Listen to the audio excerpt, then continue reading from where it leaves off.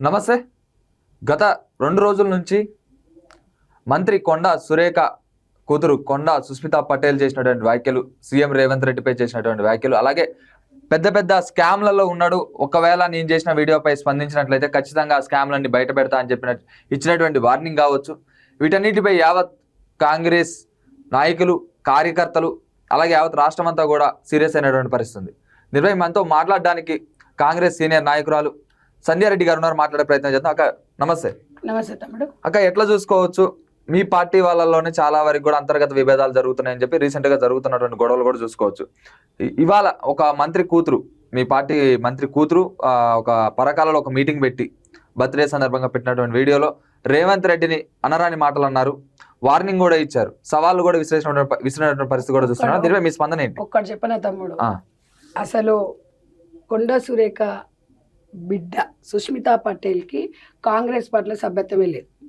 సభ్యత్వం లేని మనిషి మాటలు అన్నది అంటే స్పందించాల్సిన అవసరం లేదు. కానీ మేమందరం కాంగ్రెస్ పార్టీ సిద్ధాంతాల ప్రకారం ముందుకెళ్తున్నాం కాబట్టి డెఫినెట్గా తెలంగాణ రాష్ట్ర ముఖ్యమంత్రి గారిని ఇష్టం వచ్చినట్టుగా మాట్లాడింది కాబట్టి ఖబర్దార్ అని చెప్తున్నా. కొండా సురేఖ గారు ఒక బీసీ మహిళ, ఒక మంత్రి కాంగ్రెస్ పార్టీ నుంచి. ఆమెను మేము రెస్పెక్ట్ చేస్తాము, కొండ మురళి గారిని కూడా మేము రెస్పెక్ట్ చేస్తాం. కానీ తెలంగాణ రాష్ట్ర ముఖ్యమంత్రిని పట్టుకొని నువ్వు ఇష్టం వచ్చినట్టు మాట్లాడుతున్నావు అంటే నీకు బుర్ర ఉందా లేదా అని అడుగుతున్నావు. ఈరోజు నువ్వు మళ్ళీ అందరినీ ఎవరైనా స్పందిస్తే వాళ్ళదందరినీ బయటికి తీసి ఏం తీస్తావమ్మా? నువ్వు ఏం తీస్తా? నేను ఒకటి అడుగుతున్నా, నువ్వు ఎవరి గురించి, పరకాల ప్రజల గురించి మాట్లాడుతున్నావా? తెలంగాణ రాష్ట్రంలో కాంగ్రెస్ కార్యకర్తల గురించి నీ స్వార్థం గురించి మాట్లాడినావు. మిమ్మల్ని మీడియా వాళ్ళు అడిగితే ఏం చెప్తున్నారు? మా నాన్నకి ఎమ్మెల్సీ ఇస్తాను, ఇవ్వలేదు అన్నారు. మీడియా వాళ్ళు ఏమడిగారు? మీ అమ్మకు మంత్రి, మా అమ్మకు మంత్రి ఇస్తే సరిపోతుందా అంటే మీ అమ్మకు మంత్రి ఇవ్వాలి, మీ నాయనకి ఎమ్మెల్సీ ఇవ్వాలి, నీకు పరకాల టికెట్ ఇవ్వాలి, ఇంకా అంతే. మీ ఇంట్లో 3 ఇస్తే మరి మిగతా వాళ్ళందరూ ఏం చేయాలి? మాలాంటి వాళ్ళు కాంగ్రెస్ పార్టీ కోసం అహర్షలు పనిచేసిన వాళ్ళము మరి మాలాంటి వాళ్ళు ఏం చేయాలి? అడగడానికన్నా కొంచెమన్నా ఉండాలి కదమ్మా. మరి మా నాన్న లేని మా అమ్మ ఎక్కడిది అంటారు. మరి ఆ రోజు మీ నాన్ననే చేయాల్సి ఉండే. మేమేమైనా వద్దన్నామా అమ్మ? ఇప్పుడు కాంగ్రెస్ పార్టీ ఎంతో గౌరవించింది మీ అమ్మగారిని, ఎమ్మెల్యేని చేసింది, మంత్రి పదవి ఇచ్చింది. అది సరిపెట్టుకోకుండా మరి ఇంట్లో ఒకరొకరికి 2 3 పదవులు ఇవ్వాలంటే కష్టం అమ్మా. అంటే మీరు అనొచ్చు, మీ దాంట్లో కాంగ్రెస్ పార్టీలో లేరా, ఇద్దరు లేరంటే ఫస్ట్ నుంచి గతం నుంచి పనిచేస్తున్న వాళ్ళు ఉన్నారు తప్ప కావాలని ఇచ్చింది కాదు. ఇంకో విషయం, ఇవాళ నీ ఇన్నర్ ఫీలింగ్ అనేది రేవంత్ అన్నకు తెలుసా? రేవంత్ అన్న అనేంత లేడీవా నువ్వు? అసలు రేవంత్ అన్నకి నీకేమైనా సంబంధం ఉందమ్మా? మరి మా ఇంటికి వచ్చిండు రేవంత్ అన్న, అంకుల్ మా ఇంటికి వచ్చిండు, మేమే అది చేసి. రేవంత్ అన్న రాష్ట్ర సీఎంగా కాకుండా ఒక ఫ్యామిలీ మెంబర్గా అందరితో కలిసి ఉంటాడు. ఇవాళ నువ్వు మాట్లాడిన మాటలు ఒక్కసారి చూసుకో, నీ కామెంట్ చూసుకో, బాధేస్తుంది. ఒక ఆడపిల్లగా, ఒక అక్కగా చెప్తున్నాను. ఒక రేవంత్ సీఎం అయినంత మాత్రాన, రేవంత్ రెడ్డి సీఎం అయినంత మాత్రాన కళ్ళు ఏమైనా నెత్తికెక్కాయని అంటే ఆమె కళ్ళు నెత్తికెక్కినాయి. ఎందుకంటే నేను చిట్టి తల్లి అని చెప్పేసి మీ వాళ్ళు పెంచిరు కదా. కొండా సురేఖ, నీ బ్యాక్గ్రౌండ్ ఏంటమ్మా? కొండా మురళి బిడ్డ మీరు. వాళ్ళు తప్ప లేకపోతే నీకేమన్నా ఉందా?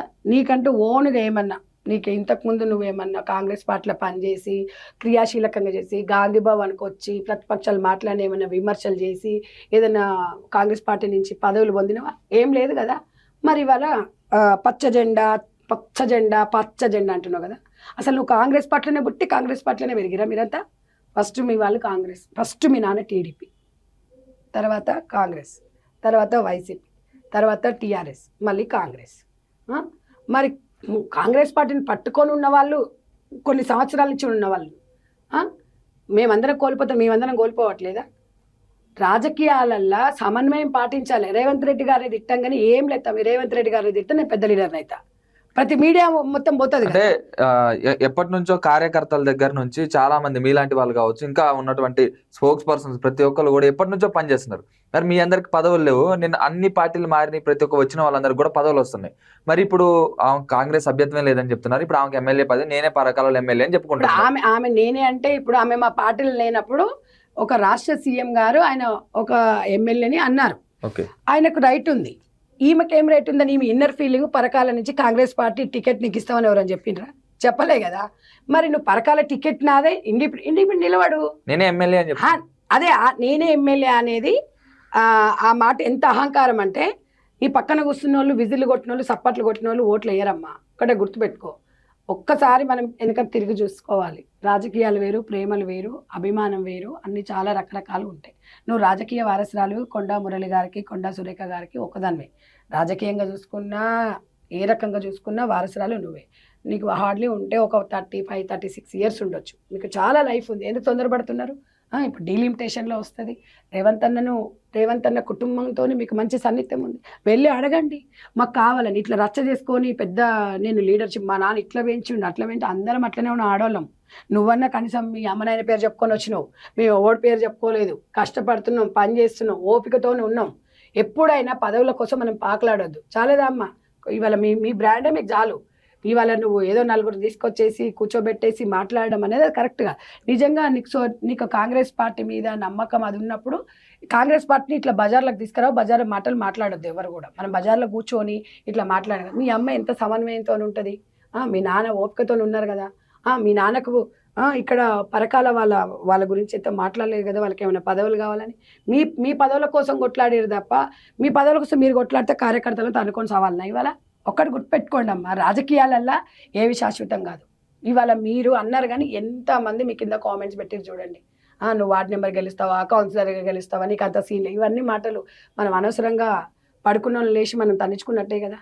నేను అనేది ఏంటంటే, మీరు చదువుకున్నారు, డబ్బు ఉంది, మీకు అవగాహన ఉంది, తప్పకుండా మీరు ఇండిపెండెంట్గా నిలబడండి. ఎవడొద్దనట్లేదు. కాంగ్రెస్ పార్టీ అనేది ఎవరికి టికెట్లు ఇవ్వాలి, ఎవరికి ఇవ్వాలి, పార్టీలో పనిచేస్తే క్రియాశీలకంగా చేసిన వాళ్ళకి తప్పకుండా అవకాశాలు వస్తాయి. కాకపోతే కాంగ్రెస్ కూడా చాలా పెద్దది కాబట్టి, సముద్రం లాంటిది కాబట్టి వస్తుంటారు, పోతుంటారు. మీరందరూ కూడా ఒకటే గమనించాలా. ఇవాళ మీ అమ్మ పేరు, మీ అమ్మ మొహం కింద వేసుకునేలా చేసిండ్రు. ఇవాళ కొండా మురళి గారి, కొండా సురేఖ గారి మొత్తం వాళ్ళ ఇజ్జత్ మొత్తం తీసి వాళ్ళని ఒక ఇబ్బందులకు గురి చేసి వాళ్ళకు ఒక శోభను అనుభవిస్తున్నారు ఈరోజు.